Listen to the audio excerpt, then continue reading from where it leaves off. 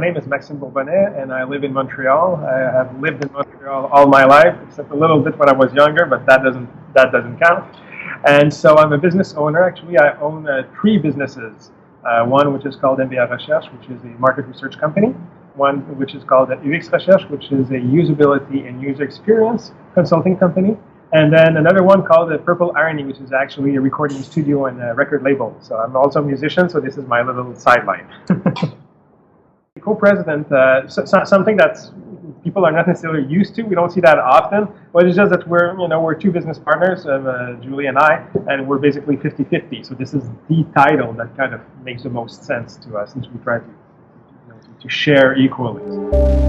The toughest thing that people should really understand is to really trust their instincts. Of course, I work in research. I'm the guy who measures stuff and says people want to trust their instinct. Oh, hey, be careful. I can help you. There's a difference between not giving any thought or any consideration to what other people think, and then allowing them to overshadow your drive, your goals, your ambitions in life.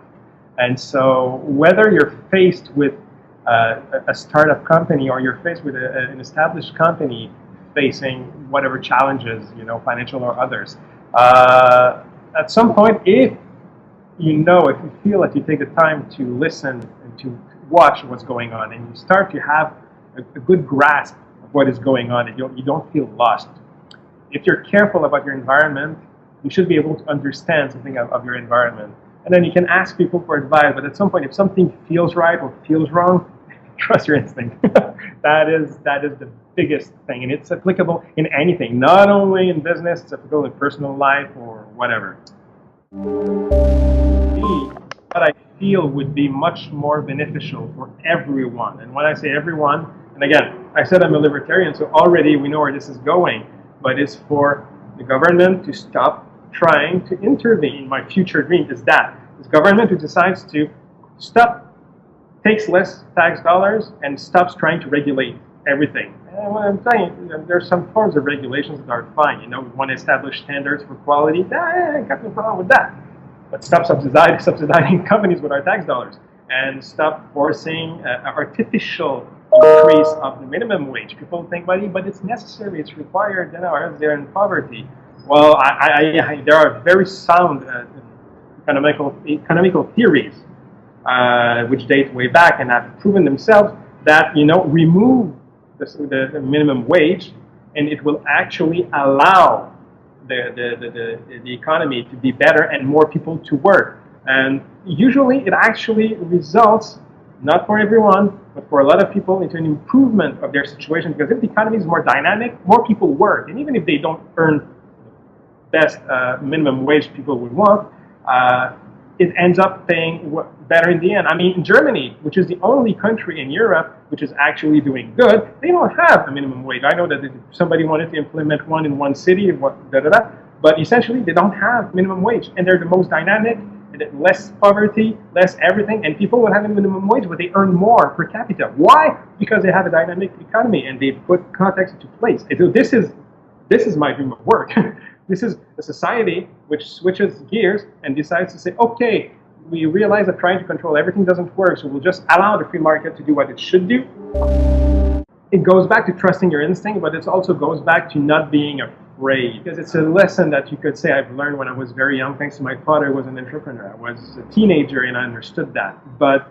So it's not something that I learned for myself, but watching people around me, I was only able to confirm that the people who are afraid to lose what they have, afraid to try, afraid to fail, afraid to stumble, most of the time, what I see of them is that they're actually sabotaging their own chances of accomplishing anything.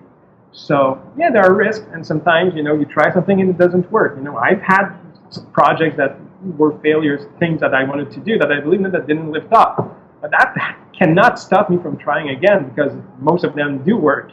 You just have to keep going at it, and you have to try it, and you have to try it, and it's the only way to accomplish anything. If you wait for the sure shot, you're never going to do anything. And if you are afraid and spend more time trying to justify why you're afraid than to say, okay, you know what, screw this, I'm going to go for it. Well, then also you will never accomplish anything. And I've seen that around me all the time. I had to pick up people that I know, etc., because they couldn't face their fears. So that's the biggest lesson. I mean, if somebody can understand that, change their mindset, and actually become go-getters by nature, or at least to a certain extent, I would say that's the biggest lesson to accomplish anything in work, whether you're an employee or an employer or an entrepreneur or whatever, or even a hockey player or a musician. It works everywhere all the time. Just go for it. It doesn't mean it's going to work, but if you just don't go all out, you're never going to hit it. It's never going to work. Wow.